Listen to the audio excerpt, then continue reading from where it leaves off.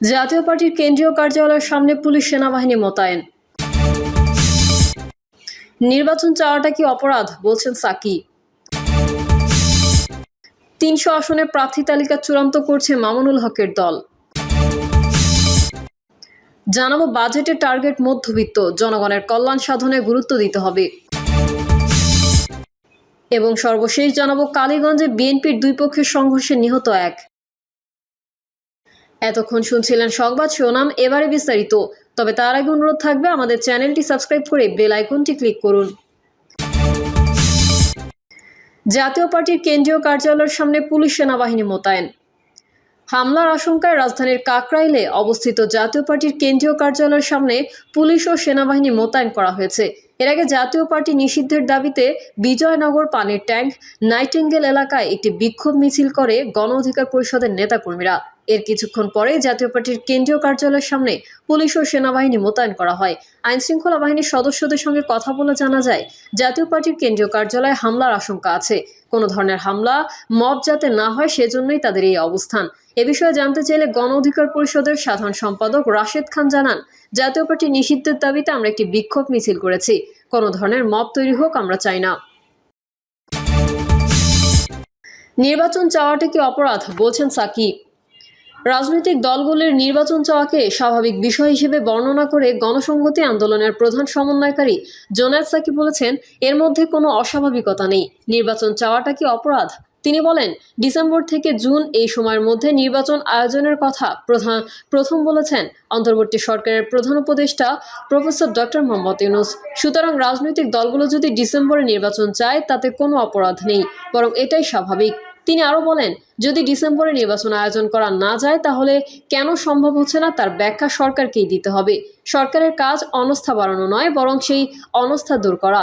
ভারতীয় গণমাধ্যম প্রসঙ্গে তিনি বলেন, ভারতীয় গণমাধ্যমে প্রকাশিত কোনো মন্তব্য বা প্রতিবেদনের ভিত্তিতে দেশে যদি প্রচার করা হয় যে ভারতের চাওয়াতেই নির্বাচন হচ্ছে, তাহলে সেটি অত্যন্ত বিপজ্জনক। প্রফেসর ইউনূসের নেতৃত্বে প্রশংসা করে তিনি বলেন, আমরা বিশ্বাস করি প্রধান উপদেষ্টা তার অভিজ্ঞতা, ধৈর্য ও নেতৃত্ব দিয়ে এই প্রক্রিয়াকে একটি গণতান্ত্রিক ও সফল পরিণতির দিকে নিয়ে যেতে পারবেন।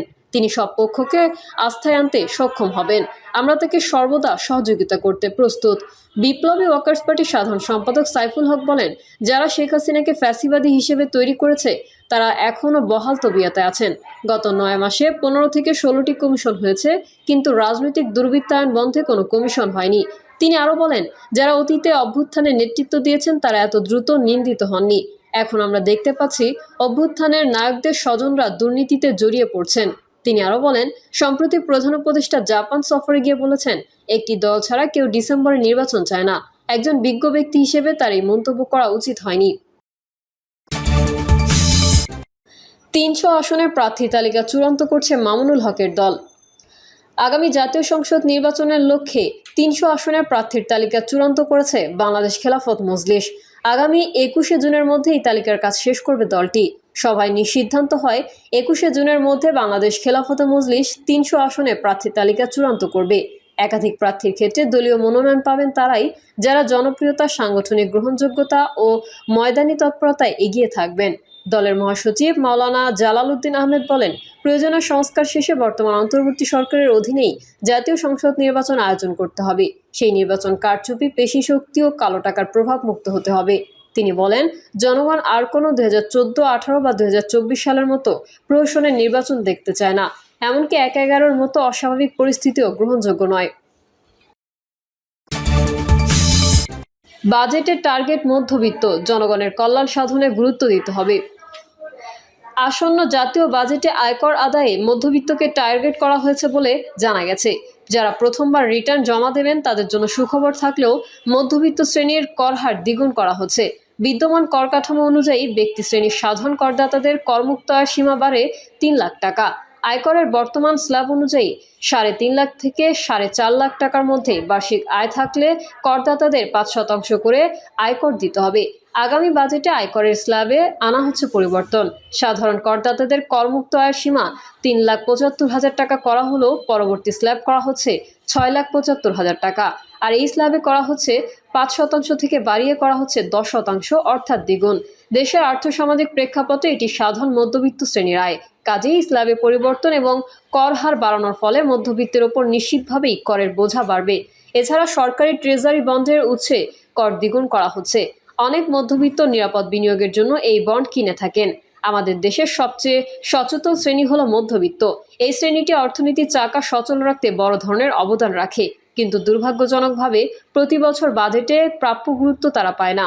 মধ্যবিত্ত শ্রেণীর প্রধান সমস্যা হলো তাদের আয় বাড়ে সীমিত হারে, অথচ ব্যয় বেড়ে চলে লাগামহীনভাবে। নিত্যপণ্যের মূল্যবৃদ্ধি, চিকিৎসা ও শিক্ষার খরচ, বাড়ি ভাড়া সবকিছুই তাদের সংসারে চাপ বাড়িয়ে দেয়। অথচ কর কাঠামোতে স্বস্তির পরিবর্তে অনেক সময় তাদের উপর করের চাপ বেড়ে যায়, ফলে তাদের প্রকৃত আয় হ্রাস পায় এবং সঞ্চয়ের সুযোগ কমে যায়। তাই আসন্ন বাজেটে মধ্যবিত্তের জন্য করমুক্ত আয়সীমা বাড়ানোর পাশাপাশি বাসস্থান, চিকিৎসা ও শিক্ষার কর ছাড় বা বিশেষ সহায়তা চালু করা যেতে পারে। মূল্যস্ফীতি নিয়ন্ত্রণে কার্যকর ব্যবস্থা গ্রহণ এবং নিত্যপণ্যের ওপর ভর্তুকি বাড়ানো উচিত। মধ্যবিত্ত শ্রেণীর জন্য সহজ শর্তে গৃহঋণ ও শিক্ষা ঋণের সুযোগ তৈরি করাও জরুরি। বাজেট যেন শুধু সরকারের আয় ব্যয়ের একটি পরিকল্পনা না হয়, বরং তা যেন হয় জনমানুষের জীবনে স্বস্তি ফেরানোর একটি রূপরেখা। একটি দেশের মানুষ আগামী বছরটায় কেমন জীবন কাটাবে, বাজেটকে হতে হয় সেই জীবনেরই প্রতিচ্ছবি। জাতীয় বাজেটের কেন্দ্রবিন্দু হওয়া উচিত সাধারণ মানুষের কল্যাণ সাধন। মধ্যবিত্তকে স্বস্তি দিলে কেবল একটি শ্রেণী নয়, গোটা অর্থনীতি প্রাণ পাবে। তাই মধ্যবিত্তের চাওয়া পাওয়ার বিবেচনায় একটি মানবিক বাজেট প্রণয়ন সময়ের দাবি। কালীগঞ্জে বিএনপির দুই পক্ষের সংঘর্ষে নিহত এক। ঝিনাইদহের কালীগঞ্জে আধিপত্য বিস্তারকে কেন্দ্র করে বিএনপির দুই পক্ষের সংঘর্ষে মোহাম্মদ আলী নামে একজন নিহত হয়েছেন। স্থানীয় বাসিন্দারা জানান, আধিপত্য বিস্তারকে কেন্দ্র করে জামাল ইউনিয়নের নজরুল ইসলাম মোল্লার সঙ্গে অপরপক্ষ বিএনপির আরিফ হোসেনের মধ্যে দীর্ঘদিন বিরোধ চলে আসছিল। নজরুল ইসলাম মোল্লা দীর্ঘদিন আওয়ামী লীগের রাজনীতির সঙ্গে জড়িত ছিলেন। 5 তারিখের পর তিনি বিএনপিতে যোগদান করেন এবং ইউনিয়নে সামাজিক দল প্রতিষ্ঠা করতে মরিয়া হয়ে ওঠেন। এরই জেরে রোববার সকালে ইউনিয়নের নাকোবাড়িয়া গ্রামে নজরুল ইসলাম মোল্লার সমর্থকরা হামলা চালান। এ সময় আরিফের সমর্থকরা প্রতিরোধ গড়ে তুললে উভয় পক্ষের লোকজন দেশীয় অস্ত্র নিয়ে সংঘর্ষে জড়ালে অন্তত 5 জন আহত হন। আহতদের উদ্ধার করে কালীগঞ্জ উপজেলা স্বাস্থ্য কমপ্লেক্সে ভর্তি করা হয়। তাদের মধ্যে মোহাম্মদ হোসেন নামের একজনের অবস্থা গুরুতর হলে তাকে ফরিদপুরে রেফার করা হয়। এরপর দুপুরে ফরিদপুর হাসপাতালে তার মৃত্যু হয়। এ ঘটনায় এলাকায় আতঙ্ক বিরাজ করছে। জামাল ইউনিয়ন বিএনপির সাবেক সভাপতি মাহফুজুর রহমান বলেন, নজরুল ইসলাম মোল্লা দীর্ঘদিন আওয়ামী লীগের রাজনীতির সঙ্গে জড়িত ছিলেন। এলাকায় সামাজিক দল প্রতিষ্ঠা করতে মরিয়া হয়ে ওঠেন। কোলা ইউনিয়নের আওয়ামী লীগের চেয়ারম্যান আলাউদ্দিন আল আজাদকে সঙ্গে নিয়ে বিএনপির নেতাকর্মীদের উপর প্রায় দিনই হামলা চালানো হয়। তিনি আরও বলেন, এই ঘটনার জেরে রোববার সকালে হামলা চালাতে আসেন নজরুল মোল্লা সমর্থকরা। এই সময় সাধারণ মানুষ প্রতিরোধ গড়ে তোলেন। কালীগঞ্জ থানার ভারপ্রাপ্ত কর্মকর্তা শাহিদুল ইসলাম হাওলাদার বলেন, সংঘর্ষে একজন নিহত হয়েছেন। পরিস্থিতি নিয়ন্ত্রণে পুলিশ ও সেনাবাহিনী অবস্থান করছেন।